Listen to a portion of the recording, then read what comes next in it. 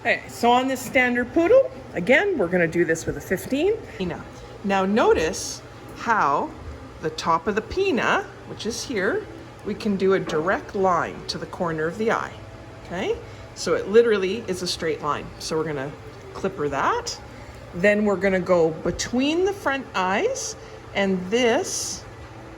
So when their eye is open naturally, we never want to take this little pyramid that we're going to do, or little triangle, higher. So the top is never gonna be higher than what their eye is open. Then we're gonna follow, we're gonna do the same like we did on the other side, from corner of eye to corner of ear. Then we're gonna tip the nose to the sky, pointer finger at the nose. Now we're gonna drop your pointer finger down to where your thumb was. Where your thumb is now, this is going to be our V that we're gonna bring back up, okay? So those are all our points, and now we're gonna do it. Again, I'm on a 15. I'm gonna flip that ear out of my way. I'm going to gently hold her muzzle, and then starting at that pinna, I'm going to draw a straight line with the clippers, right? You can see it, okay? Then we're going to come under the eye, right? Then we're gonna do that little pyramid, that little V.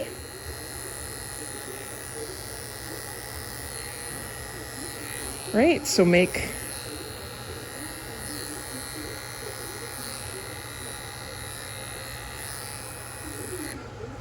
there you go, baby. That little V. Then we're gonna flip this way. And again, there's the pinna.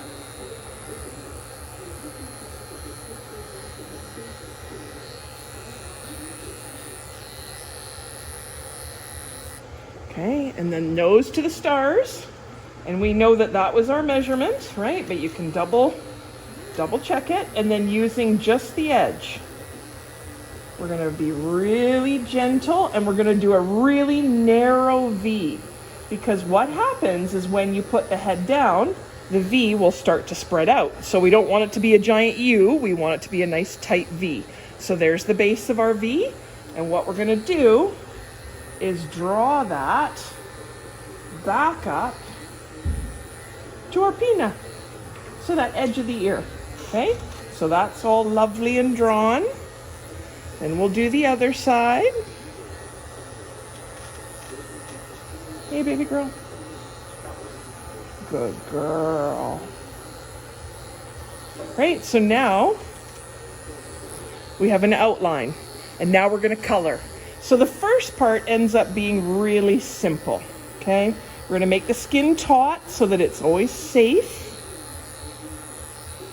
right? So this part's super simple. You're dealing with a lot of flat surfaces. But when we get around the lips, we have to be really careful because of how their structure around their mouth is. So what you never want to do is take the blade higher than what the lip line is. This is a no, this is what we want, right? So we want to keep it down here. Now, if you have a poodle that's really quite sensitive, you can, as you can see, I'm actually just pulling the skin, but I even know some people that'll put their thumb just on the edge of the lips line and then go from there. And on the top, we're gonna do the same thing. We don't wanna go past that lip line. Hey, baby, I know I'm holding your lippy, aren't I? I'm sorry. Right, and that's how we get all that clean. Then we're gonna come under here. You wanna make sure that your skin is flat. Right, we're gonna color all this out. Hey, darling. Now, because of the way the jaw is, you have to be careful getting under and in there. Right, and then, again, trying to stretch all that skin out so we're never having to worry. Hey, baby girl. What are you doing, you silly? Oh, you're a funny girl. Can I? Thank you. I know, baby dog. You're a good girl. Right? And then when we get near the lip line, we're going to draw it taut. And we're going to stay below. Hey, baby girl. No, don't try and do that.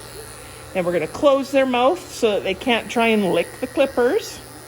And then we're going to, again, make that taut.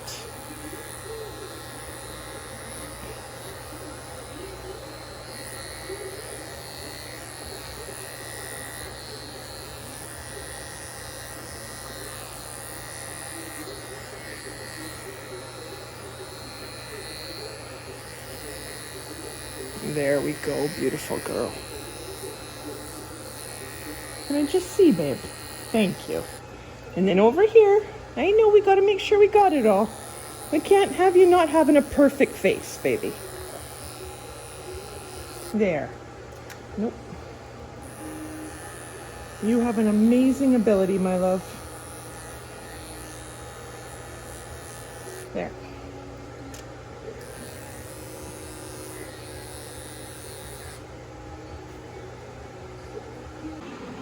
Okay, and now we're going to show you how to do poodle feet, okay? So, a couple of key points. When we say the bend of the foot, we mean right here where the foot actually bends, not up here. We don't need flood pants, right? So, for the most part, when I start my poodle feet, I actually do it from the underside. So, I will use my hand. I'll pull all the coat up and out of my way. Traditionally, poodle feet are done on a 30, but again, you work with what the pigment and the sensitivity of the dog, and if it's ever had poodle feet before. Again, I'm on a 30. We're gonna, right? So you can literally see we're at the top of the pad. Don't go any higher. Then we're gonna come and do the V that's right here, and that how we do that is just one scoop, okay? Then we do another scoop. Now, if you have a sensitive dog or a dog that you really have to hold, I tend to put my thumb on this pad, my pointer finger on the outside pad. So right, the two outside pads is what we're doing. And then do you see how I'm pushing with my other fingers all these toes open? And that also allows me to do a clean scoop and a clean scoop, right? Now, the only downfall, we have to be really careful with this dog because she doesn't have a ton of pigment, and she also is very sensitive. So now that we have the back cleaned out and the center cleaned out, we're gonna start from the nail and we're gonna come up to this spot. So we start at the nail, and then see how my edge of my blade here is staying pretty much on line of the dog's pad. And then I come back up to that area. Then I start on the outside. I repete, right from the nail bed. Okay, so pretty easy, right? Then what we're gonna do, from each nail base up and through. Now, can you see I've got my finger pulling that one toe out gently, and we're going to clean up that. Now, what you want to be really careful of, because poodles are a water dog, they have webbed feet. So what you don't want is to get in there hardcore, right? What you want to do is a gentle scoop out so that your clippers aren't potentially biting into that webbing, right? So be really mindful. So we've done the inside of this, those two toes. Then I'm gonna put my finger in between and separate out these two toes. And again, starting from the nail, and a gentle scoop out, and then a gentle scoop. Ooh, it would help if I got everything, right? Now, we don't have to go for perfection, and if you go over and over a spot, you can cause irritation. So just be really mindful of that, right? So now that we have all of that done, sorry, I just see two hairs that I don't like. So now that we've got all, you've got tickly feet, don't you, darling? So now that we've got that, we're actually going to turn the foot. Okay, now, what we'll see is, again, we're checking for the bend in that foot, which is right here. And if I'm gonna lift put weight on it, sweetie. So see, there's the bend right there. So I've got my fingers around there, but I know it's still a little bit lower. And the other measurement that we can use is just slightly above where the break of that toe is, right? Where it ends. So what you can do, sometimes if you have a sensitive dog or if they maybe pull their foot a lot, right? Get that line, that where the bend of the foot is, just draw that in with your clippers really quick. So now we can even where that bend is. Good girl, sweetie. So then we come back up. And then now is just a matter of coloring, right? We did all of our outline, and see how I'm using my finger to open that webbing up so that we can get that, because we never want to go at an edge. We always want to come away from an edge. And then with that drawing, we're literally coming through.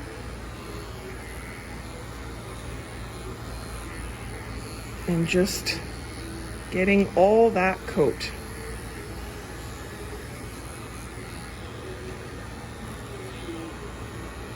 And this is where, so if you can see how her pigment is quite pink, right? So as a poodle, her foot should actually be a blue color, even with the white, if she had really good pigment. Because she doesn't have the pigment, she still makes her a lovely, lovely girl, but it makes her more sensitive. So the thing is that you really have to be mindful of that. Now, if you have a client who has really, because they don't have pigment and they're really sensitive, then you might want to actually change your clippers to a longer blade. So maybe a 20 or a 10, depending on how that dog reacts. And then, like I said before, what you want to make sure is that you're not going over and over an area, because that's how you'll end up irritating. So try and do it all in a smooth motion to get all of those pieces. And that is how we do the poodle foot, and then ultimately the poodle foot. But see how we have all these draggles and it doesn't look quite as nice as it could? Well, let me show you the next trick. So we're gonna work on the bevel. Back in the old days, we would scissor bevel this, but there's so many easier ways, so I'm gonna show you. We're going to need our clippers again. It's gonna be on a 30, okay? And then what you end up doing is taking the foot and just really quickly pulling the coat down. On your last one, flip your hand over so that your pointer finger and thumb are at the base, because what we wanna do, if you can see, I've made a ring all the way around where the bend of the foot is, right? And you have to really make sure that you're at the bend of the foot and not higher, otherwise you'll get flood waders, okay? So now that we've checked that, we know that we're on a 30. We're going to come in and tap all the way around the foot. But what you have to make sure is, see where my hand is that when you come in flat and straight. You don't want to tip one way or the other, or it'll change your bevel, okay? That's a really important piece. So here I go, the clippers are on, they're on a 30, and I'm tapping gently. You don't want to bite into that flesh, but you want to get all the way around. Right? And then once we have that, we can literally take that and give it a little shake and look at that beautiful bevel compared to what we had. So that, my friends, is how we do poodle feet. So we are going to do this on a 30. Not only will it make it a lot easier for you to see and where all our landmarks are, it's what the dog is used to. So that's what we're gonna do. So what you wanna do is take your screw-you finger and find the hip bone, okay? Then you take your thumb and you find the pin bone or the ischium. And then halfway in between those 2 points is the top of the little house, like what we drew when we were in kindergarten, right? There's the little house, that's what we're gonna draw.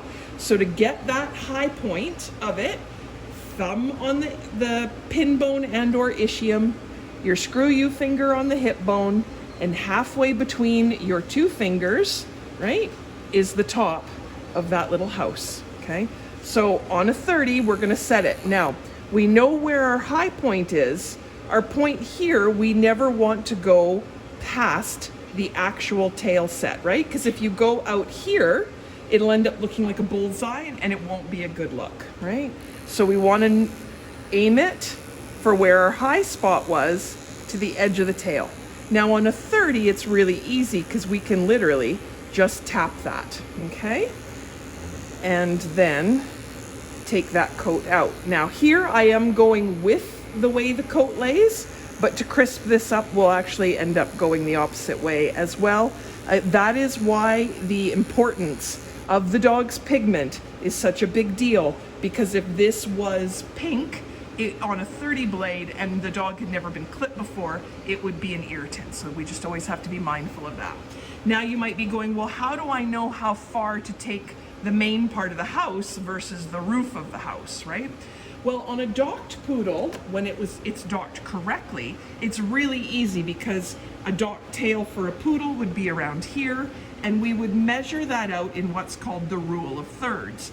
So we would go 1/3, 2/3, 3/3, and it would equal out. And but where we start counting is right at the base, right? So an easy way to do that is literally put your comb underneath and it draws the line to where the base is, right? So when we think about the rule of thirds, that's how we would end up measuring it. Now this dog has a natural tail, so there's the end of the actual bone column. So when you have something like that, the rule of thirds goes out the window a little bit, and then ultimately what you use is how to clear the top line or where that coat is. So we've already measured it. Another way that you can think about it, let me just turn the dog really quick. So when I say clearing the top line, so that's where we've got it set. And do you see how that lines up with where the coat is, right? If the dog's tail is up. So if you have a natural tail and you're not sure, then you can always use that measurement as well. Poodle tails are not meant to be way up high. That looks silly, and that's a Portuguese water dog tail. A poodle tail is meant to be their rudder, and so we only want just a tiny bit of a clearance. So that's how we get that measurement. So, and once we have that measurement, and again, we know on this dog that it's right there, we're gonna carry on with that 30 blade, and we're gonna come down and we're gonna make a really crisp line all the way around, right? So a super crisp line, and look how pretty that is. So then, just because we don't need to see a dog's butt on social media, right? So then that is all the way around. We clean this up so it's not a visual distraction. Oh my God, that one little piece of hair doesn't want to come out. Then what you can do, so you can see that we've already done that work. And if you were going to clipper this body in like a 3 3/4 or shorter, so like a 4 or 5 blade, then you could ultimately leave it like this. But this dog, if you can actually see, has about an inch of coat, okay? And so with that inch of coat, we want this V, the top of our house, to be really, really crisp. So you can do it one of two ways, okay? You can either take your 30 blade and tap it,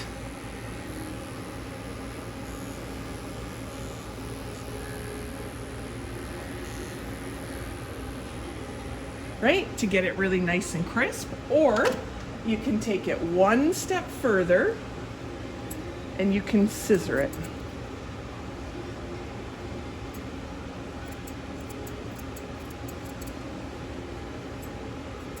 To get a really nice, crisp house.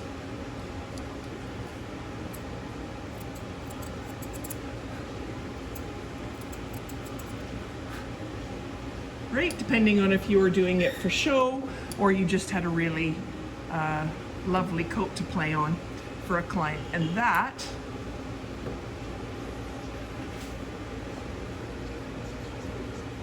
is a poodle tail set.